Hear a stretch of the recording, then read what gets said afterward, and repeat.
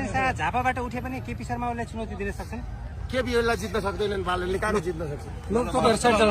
जित्नुको लागि दुर्गा पर्सि आउनुपर्ने हो।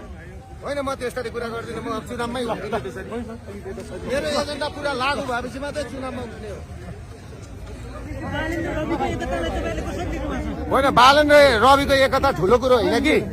बालन र रविको एकता त तपाईँको सिंहदरबार र सर्वोच्चमा आगो लगाएर खरानीमाथिको राजनीतिको खरानीको व्यापार हुँदैछ।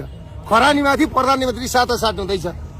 अहिले हामीले बचाउनु पर्ने भनेको डाक्टर निकोलसलाई र डाक्टर निकोलसका मागहरूलाई पुरा गर्नुपर्ने हो र जेएनजीका मागहरूलाई पुरा गर्नुपर्ने हो। त्यसो भए अबको प्रधानमन्त्री बालन शाह हो, राष्ट्रपालले बालन शाहको क्यान्डिडेट बनाएको छ। ए बाबा, कसरी प्रधानमन्त्री भनेको? चुनावै भएको छैन। चुनावै नानी पाउनु कहिले कहिले, कोक्रो बन्नु पहिले भनेर सर्वेले त्यही भन्छ नि। बालन कुन शाह सर्वे?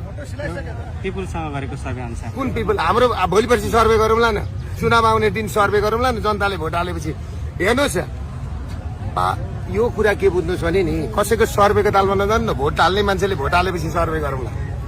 यो सर्वे नक्कली फेक आइडी चलाएर सर्वे गर्दा त नि यहाँ 3 करोड जनसङ्ख्या छैन, 7 करोडको चाहिँ लाइक आउँछ। त्यस्तो ठाउँ हो। त्यसो भए बालन शाह झापाबाट उठे पनि केपी शर्मा ओलीलाई चुनौती दिन सक्छन्? केपी ओलीलाई जित्न सक्दैनन्, बालनले कहाँ जित्न सक्छ? जित्नुको लागि दुर्गा पर्सि आउनुपर्ने हो। होइन, म त्यस्तरी कुरा गर्दिनँ। म चुनावमै उठ्दिनँ त्यसरी। मेरो एजेन्डा पुरा लागू भएपछि मात्रै चुनावमा उठ्ने हो।